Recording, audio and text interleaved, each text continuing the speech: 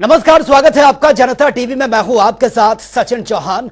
चलिए सीधा रुख कर लेते हैं खबरों का और आपको ले चलते हैं मुजफ्फरनगर, जहां पर 35 करोड़ पौधे लगाने का टारगेट ही रखा गया है और मुख्यमंत्री योगी आदित्यनाथ भी मौजूद हैं। तमाम गणमान्य लोग उनके साथ इस मंच पर मौजूद हैं। तो आपको बता दें कि 35 करोड़ पौधे लगाने का टारगेट ये रखा गया है और आज 30 करोड़ के आसपास ये पौधे लगाए जाएंगे और खुद इसकी शुरुआत मुख्यमंत्री द्वारा ये की गई है। ये टारगेट रखा गया है। ये सीधी लाइव तस्वीरें मुजफ्फरनगर से हम आपको दिखा रहे हैं। माननीय मुख्यमंत्री ने निवेदन किया, उन्होंने इसकी स्वीकृति प्रदान की और भगीरथ के रूप में गंगा जल लेकर के स्वयं हम के बीच से पहुंचे। आप सबको बधाई। साथ में माननीय स्वतंत्र देव सिंह जी, उनके बिना भी ये काम संभव नहीं था। तो विभाग के मुखिया स्वतंत्र देव जी हैं, हमारे पूरे प्रदेश के अध्यक्ष रहे हैं। आपका भी धरती पर बहुत बहुत अभिनंदन है। डॉक्टर संजीव आनंद जी, हमारे मंत्रासीन स्वामी उमानंद जी, आदरणीय स्वामी नंदी स्वामी जी, सभी हमारे संतगण, सभी हमारे सम्मानित विधायक, मंच पर आसीन जिलाध्यक्ष येचुदा जी और आप सब। बहुत बड़ा विषय, बहुत बड़ी संवेदना, बहुत बड़ा काम सुपीठ के लिए। महाराज जी, मैं आपको बताऊं कि लाखों लोग माघ मेले में, दशहरा मेले में यहां पर आते हैं और अभी मैं आपसे चर्चा कर रहा था रास्ते में कि देश भर के सभी संत अपने भक्तों को लेकर के यहां पर भागवत कथा करते हैं। जब वो इस सोनाली नदी के अंदर जल का आचमन भी करते, यहां पर गंगा मार करके स्नान भी करते, आदरणीय संतों को भी बहुत कष्ट होता, उनकी बात हम तक पहुंचती, हमको भी बहुत कष्ट होता। आज ये पवित्र काम हम सबके सामने पूरा हुआ है। मैं हृदय की गहराइयों से बहुत लंबी बात नहीं करूंगा। आपका बहुत अभिनंदन करता हूं इस जनपद के लिए, पूरे पश्चिम उत्तर प्रदेश के लिए। एक बहुत बड़ी कृपा आपने की है। आदरणीय प्रधानमंत्री नरेंद्र मोदी जी जिस प्रकार के सभी हमारे धार्मिक स्थलों को, उनका संस्कृति, संस्कार, उनका संवर्धन करने का काम करें। और अभी मुख्यमंत्री ने तो बिल्कुल चमत्कार कर दिया। पूरे उत्तर प्रदेश के अंदर कोई भी तीर्थ स्थल अब ऐसा नहीं है जिसमें आदरणीय मुख्यमंत्री स्वयं जाकर के उसका अवलोकन नहीं करते और जो आवश्यकता होती है पूरा खजाना मुख्यमंत्री ने खोल रखा है। सारे तीर्थों का जीर्णोद्धार, सारे तीर्थों का पुनर्निर्माण ये लगातार मित्र हो रहा है। मैं आपसे निवेदन करूंगा कि सुखतीर्थ विकास परिषद अगर उसकी भी आप कृपा कर दें तो सुखतीर्थ का कल्याण हो जाएगा। ये भी हमारे क्षेत्र की बहुत बड़ी मांग है। तो ये सीधी लाइव तस्वीरें आप देख रहे थे, जहां पर मुख्यमंत्री योगी आदित्यनाथ पहुंचे हुए हैं और तमाम गणमान्य लोग भी उनके साथ मौजूद हैं। तो वहीं योगी सरकार 35 करोड़ के पौधे लगाएगी और इनमें से 30 करोड़ के पौधे आज ये लगने हैं और 5 करोड़ पौधे स्वतंत्रता दिवस पर लगाए जाएंगे। साथ ही योगी सरकार के मंत्री कई जगहों पर पौधारोपण भी कर रहे हैं। कई जगहों की अलग अलग तस्वीरें हम आपको दिखा रहे हैं। ये देखिए, ये वो तस्वीरें हैं जहां पर पौधारोपण कार्यक्रम ये किया जा रहा है। बाराबंकी, अमेठी, आगरा, सहारनपुर, देवरिया और रायबरेली के तस्वीरें। और साथ ही आपको बता दें कि योगी सरकार 6 साल में 135 करोड़ पौधे अब तक लगा चुकी है। तो ये तस्वीरें आपके सामने हैं जहां पर इस कार्यक्रमों का आयोजन ये किया जा रहा है। पौधारोपण कार्यक्रम टारगेट रखा गया है 35 करोड़ के आसपास ये पौधे लगाए जाएंगे और आज 30 करोड़ के आसपास पौधे लगाने का टारगेट ये रखा गया है। तो लखनऊ में 4 करोड़, कानपुर में 3.13 करोड़, चित्रकूट में 2.76 करोड़, झांसी में 2.58 करोड़, मिर्जापुर में 2.27 करोड़ और अयोध्या में 2.20 करोड़, देवीपाटन में 1.95 करोड़, प्रयागराज में 1.89, वाराणसी में 1.78 करोड़, मुरादाबाद में 1.76 करोड़। इसी के साथ गोरखपुर में 1.43 करोड़, आजमगढ़ में 1.34 करोड़, मेरठ में 1.14 करोड़, बस्ती में 1.08 करोड़, सहारनपुर में 0.88 करोड़ ये टारगेट रखा गया है। 35 करोड़ वृक्ष लगाने का लक्ष्य रखा गया है। उस लक्ष्य की सिद्धि की कड़ी में हम सब जिलों में जाकर के ये कार्य कर रहे हैं, करवा रहे हैं। आज मैं बहुत खुश हूँ कि आगरा आने का सौभाग्य मिला और आगरा आकर तमाम हमारे माननीय विधायिका जी, रानी पक्षालिका जी, माननीय विधायक धर्मेश जी, हमारे महापौर जी, हमारे जिला पंचायत की अध्यक्षा जी, अन्य अधिकारीगण, पदाधिकारियों की उपस्थिति में आज हम लोगों ने आज यहाँ वृक्षारोपण किया है। मैंने स्वयं पीपल का वृक्ष लगाया है जो भगवान श्री कृष्ण का स्वयं साक्षात स्वरूप होता है। मैं जनपद की बात करूं तो 44 लाख का है और पूरे प्रदेश की बात करूं तो आज 30 करोड़ वृक्षारोपण का आदरणीय मुख्यमंत्री जी के माध्यम से सभी जनपदों में अपने जनप्रतिनिधिगण, अपने विधायकगण, अपने मंत्री जी गण और सभी ऑफिसर्स, जैसे कि चित्रा मैडम जी आई, अपने डीएम साहब ने आज मीटिंग बुलाकर एक नई शुभारंभ किया, नई शुरुआत की। और आने वाले कल और भविष्य को देखते हुए हम सब लोग की ये मनसा है कि गत वर्ष से बेहतर अब की बार हम कोई नई चेतना और आने वाले भविष्य के लिए कुछ नयापन करें। 31,48,860 पौधे लगाने का लक्ष्य देवरिया जिले के लिए निर्धारित है। यह वृक्षारोपण 2 भागों में विभक्त है। एक तो आज 22 जुलाई और दूसरा है 15 अगस्त। आज के दिन मुझको इस अपने पूर्वजों की धरती, जो कि हम सभी लोग सरयू पारी ब्राह्मण हैं और हमारी ये पुरखों की धरती है देवरिया, तो आज इस ज़िले में आने का सौभाग्य मिला है। पूरे उत्तर प्रदेश में 35 करोड़ वृक्ष लगाने का लक्ष्य इस वक्त निर्धारित है, जो कि दुनिया के किसी भी हिस्से में कह सकते हो, प्रदेश में, देश में, ये संसार के किसी भी एक राज्य में होने वाला सबसे बड़ा वृक्षारोपण है। पिछले वर्ष भी जो संख्या थी वह भी Guinness book of world record में शामिल थी। दुनिया के न जाने कितने देशों की आबादी इतनी नहीं है जितने कि वृक्षारोपण का एक वर्ष का लक्ष्य है। निश्चित ही ये पौधे आने वाले कल के लिए, हिंदुस्तान के लिए, उत्तर प्रदेश के लिए ये प्राणवायु का काम करेंगे। से बाहर निकलिए और आज जरूर पेड़ लगाइए, और पेड़ अपने लिए लगाइए, परिवार के सदस्य के लिए लगाइए, और पेड़ लगाने के बाद उसको बचाइए भी। मैं हर किसान को इस बात के लिए, हमारे जो किसान भाई लोग हैं उनको भी अपील करना चाहूँगा कि आपके हर खेत में मेड़, जो आपका खेत है उसमें मेड़ लगाइए, और हर मेड़ पर पेड़। जब आप ऐसा लगाएंगे तो आज देखिए, आज उत्तर प्रदेश में पिछले करीब 35 सालों से हमारी टिम्बर इंडस्ट्री बंद थी। एक रोक लगा हुआ था उस पर, एनजीटी पे। हमारा बड़ा सौभाग्य है कि माननीय सर्वोच्च न्यायालय ने पिछले साल उस रोक को हटा दिया। आज करीब 650 नई इंडस्ट्रीज लग चुकी है, और बहुत बड़ी संख्या में इंडस्ट्री लग रही हैं, और इसका सीधा लाभ हमारे किसान भाइयों को मिलेगा, जो अपने खेत पे जो पेड़ लगाएंगे उस पेड़ को 5-6 साल में तैयार होगा, उसे बेचेंगे तो खेत की उपज तो आपको मिल ही रही है, साथ ही साथ पेड़ से उपज मिलेगी, तो हमारे किसान को समृद्ध करने का बहुत अच्छा साधन होगा। और उस माननीय सर्वोच्च न्यायालय के उस आदेश को निकालने के बाद जो है, मैं सोचता हूँ ये पहला सीजन है जिसमें हमारे किसान भाई बाहर निकलेंगे और ढेर बड़ी संख्या में, चाहे वो अलग अलग किस्म के पेड़ लगाएंगे, जो उनके समृद्धि का कारक बनेगा।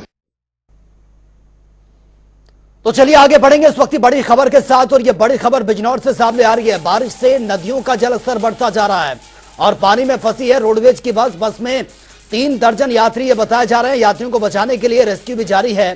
थाना मंडावली के कोटावाली नदी का ये पूरा मामला है।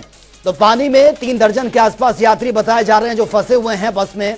रोडवेज की बस ये बताई जा रही है, और फिलहाल रेस्क्यू लगातार जारी है।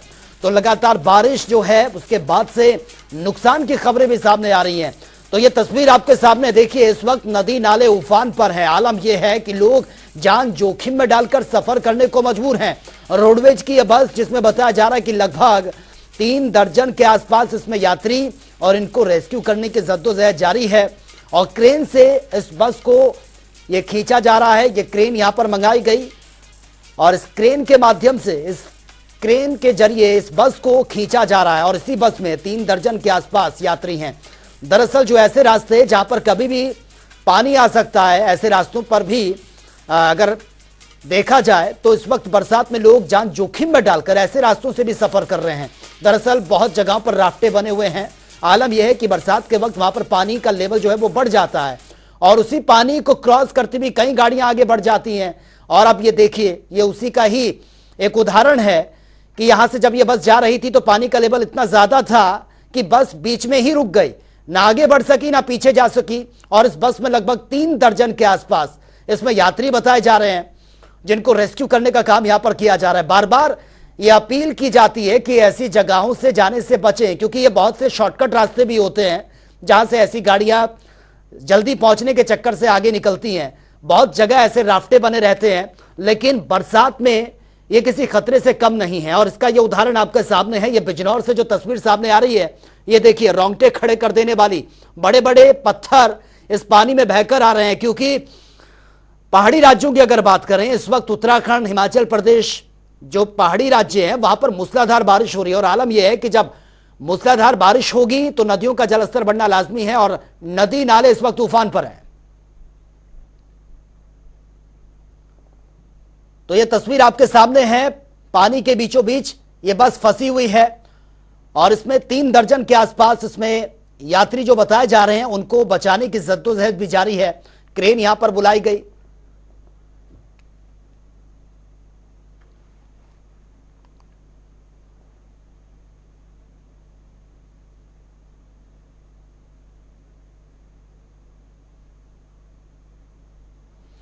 और वे राज्यपाल आनंदीबेन पटेल मथुरा दौरे पर हैं। इस दौरान उनके साथ अभिनेत्री हेमा मालिनी भी मौजूद रही हैं, और मथुरा में उनका स्वागत डीएम और एसएसपी ने किया है। आपको बता दें कि राज्यपाल आनंदीबेन पटेल संस्कृत विश्वविद्यालय के दीक्षांत समारोह में शामिल होने यहां पर पहुंची हैं, जहां पर राज्यपाल छात्र छात्राओं को उपाधियां भी वितरित करेंगे।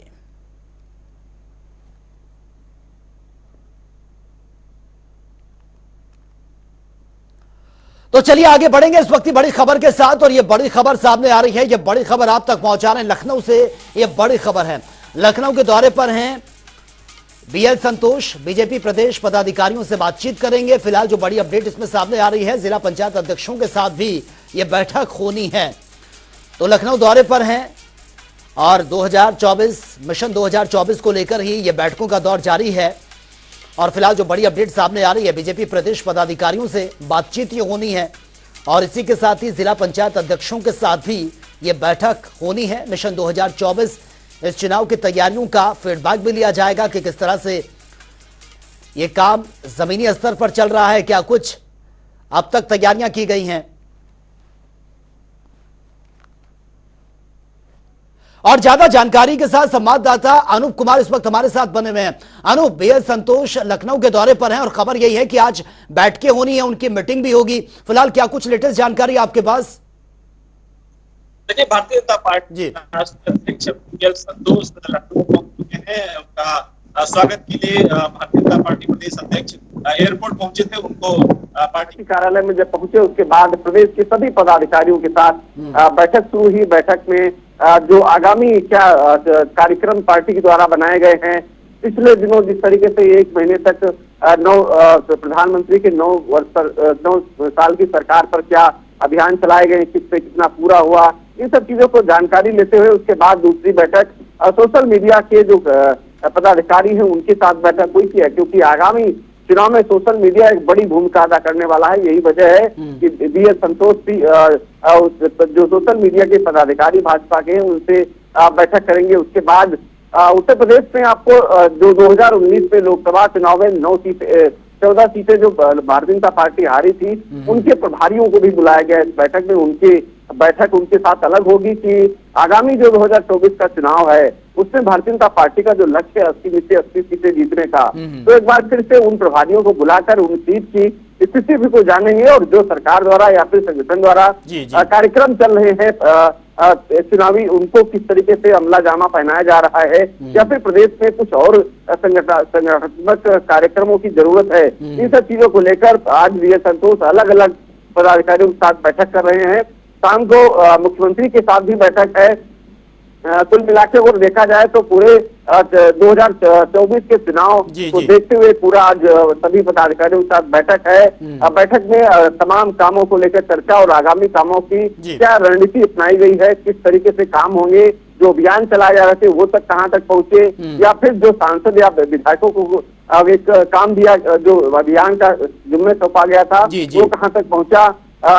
अभी जो नगर निकाय के चुनाव हुए थे जिसमें भारतीय जनता पार्टी कुछ जिलों में थोड़ा कमजोर पड़ी थी, उनमें किस तरीके से अभियान चलाया जा रहा है, उनके जो पदाधिकारी हैं उनको किस तरीके से, और साथ ही साथ जो उत्तर प्रदेश में करीब 60 जिला अध्यक्ष बदले जाने, उस पर भी कहीं न कहीं चर्चा होगी। हालांकि जिला अध्यक्षों को या फिर संगठनिक बदलाव को लेकर यूपी भाजपा प्रदेश अध्यक्ष दिल्ली दौरे पर थे, वहां पर तमाम पदाधिकारियों चाहे जेपी नड्डा की बात करें, अमित शाह की बात करें, मुलाकात वहां पर हुई। लेकिन उसके बाद आज बीएल संतोष जब यहाँ पर पहुंचे हैं तो बैठक में तमाम मुद्दों को लेकर आज सुबह से 11 बजे से बैठक शुरू हुई थी और पूरा दिन अलग अलग पदाधिकारियों के साथ बैठक चलेगी। शाम को मुख्यमंत्री के साथ बैठक होगी।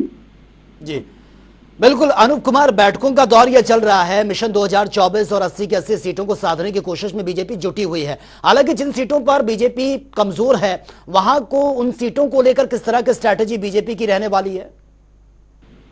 देखिए 2019 में 14 सीटें भारतीय जनता पार्टी हारी थी, उनको लेकर उनके जो प्रभारी हैं, लोकसभा प्रभारी, उनको बुलाया गया है और वहां की जमीनी हकीकत क्या है उन सीटों की, उस पर कितना काम हुआ है, कितना काम बाकी रह गया है। और भारतीय जनता पार्टी एक मूल कैडर की पार्टी है, जमीनी स्तर पर काम करती है, माइक्रो लेवल पर जिस तरीके से कार्यकर्ता को तैयार करती है, उसके बाद आप समझिए कि किस तरीके से तैयारियां चल रही हैं। भले ही थोड़ा 2024 में चुनाव है, चुनावी साल है, पार्टियां अलग अलग, जहां एक तरफ विपक्ष एक होकर के भारतीय जनता पार्टी को मात देने के लिए एक हो रहा है, तो वहीं भारतीय जनता पार्टी भी लगातार कोशिश कर रही है। आपने देखा किस तरीके से ओम प्रकाश राजभर, दारा सिंह चौहान समेत तमाम जो दिग्गज नेता थे वो भारतीय जनता पार्टी में शामिल हो चुके हैं। ये भी बताया जा रहा है तमाम नेता भारतीय जनता पार्टी में और भी समाजवादी पार्टी, आरएलडी या फिर और तमाम जो दल हैं वो भारतीय जनता पार्टी में शामिल हो रहे। कुल मिला के अगर कम हो एक बात की जाए 2024 को लेकर भारतीय जनता पार्टी कोशिश कर रही है कि उसको संगठन को मजबूत किया जाए और जो सीटें भारतीय जनता पार्टी की लोकसभा चुनाव की रेड जोन में थी उनको ग्रीन किया जाए। वो कैसे ग्रीन किया जाए, क्या तमाम नेताओं को जोड़ने की आवश्यकता है या फिर जातिगत समीकरण वहां के क्या कहते हैं, इन सब चीजों पर लगातार काम हो रहा है और आज की बैठक का हिस्सा भी इसी पार्ट का है। ठीक है, चलिए अनूप, बहुत बहुत शुक्रिया फिलहाल आपका इस तमाम जानकारी के लिए। नजर आप बनाए रखिए, आगे भी पल पल की अपडेट आपसे लेते रहेंगे। तो चलिए आगे बढ़ते हैं, अब बात करते हैं 4 मिनट में 18 मंडल की। भदोही में गंगा नदी में डूबा छात्र, इलाके में मचा हड़का, मामले की जांच पड़ताल में जुटी है पुलिस। आजमगढ़ में बकरी बांधने को लेकर 2 पक्षों में विवाद, 2 युवतियों ने की एक महिला की जमकर पिटाई, पुलिस ने दोनों युवतियों को गिरफ्तार किया।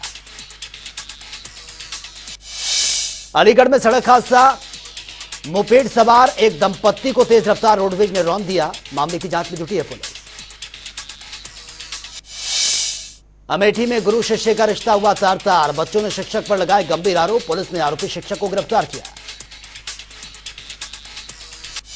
फर्रुखाबाद में तालाब में डूबकर हुई छात्र की मौत, परिजनों में मचा कोहराम, पुलिस ने शव को पोस्टमार्टम के लिए भेजा। बाराबंकी में मां के अवैध संबंधों के चलते बेटे ने खोया आपा, कुल्हाड़ी से काटकर प्रेमी को उतारा मौत के घाट, पुलिस ने किया गिरफ्तार। अमरोहा में मनचलों का आतंक, 10वीं की छात्रा ने मनचलों से तंग आकर छोड़ा स्कूल, परिजनों ने पुलिस को शिकायत की। संत कबीर नगर में दिव्यांग प्रमाण पत्र बनवाने को लेकर डॉक्टर ने मांगी रिश्वत, दिव्यांग छात्रा तानिया सिंह से मांगे गए 3000 रुपए, छात्रा ने डीएम से की शिकायत। बिजनौर में बारिश से सड़कों पर हुआ है जलभराव, स्कूल जाने वाले सैकड़ों छात्र भीगते हुए नजर आए। फतेहपुर में हाईटेंशन लाइन की चपेट में आने से युवक की मौत, पुलिस ने शव को पोस्टमार्टम के लिए भेजा, मलबा थाना क्षेत्र के झाऊ गांव का मामला। शामली में भाकियों के अधीक्षण अभियंता कार्यालय में जमकर हुआ हंगामा, हंगामे के दौरान बिजली विभाग के एसआई बेहोश, भाकियों पर लगे मारपीट किया। फर्रुखाबाद में गंगा नदी का विकराल स्वरूप, खतरे के निशान से 15 सेंटीमीटर ऊपर पहुंचा, नदी का जलस्तर जिलाधिकारी बनाए हुए हैं नजर। संत कबीर नगर में जमीनी विवाद में बुजुर्ग की हत्या, जमीन के बंटवारे को लेकर आपस में था विवाद, शव को कब्जे में लेकर जांच में जुटी पुलिस। कानपुर में राष्ट्रीय समाज पार्टी के प्रतिनिधि मंडल ने डीएम से किया मुलाकात, लोक माता अहिल्याबाई होलकर के हुए अपमान की जांच को लेकर सौंपा ज्ञापन, पुलिस से की मामले में कड़ी कार्रवाई की मांग। गोरखपुर में एबीवीपी छात्रों ने किया हंगामा, पुलिस और छात्रों में जमकर हुई मारपीट, सोशल मीडिया पर वीडियो वायरल। फर्रुखाबाद में डीएम एसपी ने बाढ़ प्रभावित क्षेत्रों का निरीक्षण किया, लोगों की समस्याओं को सुना, अधिकारियों को समस्या सुलझाने के निर्देश दिए गए। मिर्जापुर में आप कार्यकर्ताओं ने निकाला कैंडल मार्च, मणिपुर में महिलाओं के साथ अभद्र व्यवहार का जमकर विरोध किया, सरकार पर लगाए मामले में गंभीर न होने के आरोप। बस्ती में लाखों की अदरक हुई चोरी, ट्रक से चोरों ने 50 बोरी उड़ाई, अदरक की भी और जांच पड़ताल में जुटी है पुलिस।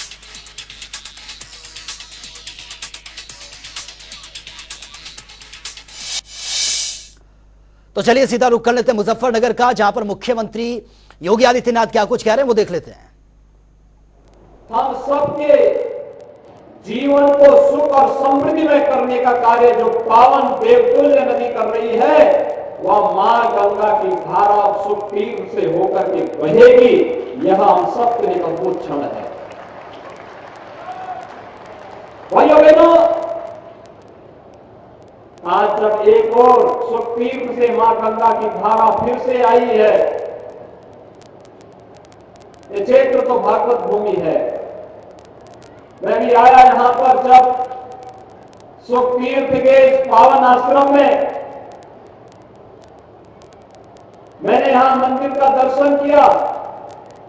मैं देख रहा था कई भागवत कथाएं यहां पे चल रही हैं। श्रीमद् भागवत महापुराण की कथा यहां चल रही है। याद करिए, इस धरती पर कोई ऐसा क्षेत्र नहीं है जहां आज के दिन पर श्रीमद् भागवत महापुराण की कथा न हो रही हो। और यहां तक कि दुनिया के अंदर जहां कहीं भी भारतवंशी रहता है, वह बड़ी श्रद्धा के साथ यहां के कथा व्यास को बुला करके श्रीमद् भागवत महापुराण की कथा का श्रवण करके अपने जन्म और जीवन दोनों को धन्य करता है। यह सौभाग्य इस धरती को है कि महाराज सुखदेव के श्रीमुख से सबसे पहले इस कथा को सुनने का किसी को अवसर प्राप्त हुआ था। तो महाराज परीक्षित ने अपने मोक्ष के लिए इसी धरती पर श्रीमद् भागवत महापुराण की कथा को सुना था। और तब से एक अमर कथा इस संपूर्ण धरा के कोटि कोटि मानवों के उद्धार का कार्य बनती है। उनके जन्म और जीवन दोनों को धन्य करने का कार्य कर रही है। ऐसे सुखतीर्थ की भूमि जनपद मुजफ्फरनगर में वृक्षारोपण महाअभियान के साथ हमें जुड़ने का अवसर प्राप्त हुआ है। मैं जब आया यहाँ पे मुझे एक वृक्ष भी लगाने का अवसर प्राप्त हुआ और गौ माता को गुड़ खिलाने का भी अवसर प्राप्त हुआ। भाइयों बहनों, आपने देखा होगा यहाँ पे जो अक्षय वट है, 5000 वर्ष पुराना अक्षय वट है और मान्यता है वह सदैव सदाबहार रहता है। तो फिलहाल इस बुलेटिन में मेरे साथ इतना ही, लेकिन तमाम खबरों के लिए आप बने रहिए जनता टीवी के साथ। नमस्कार।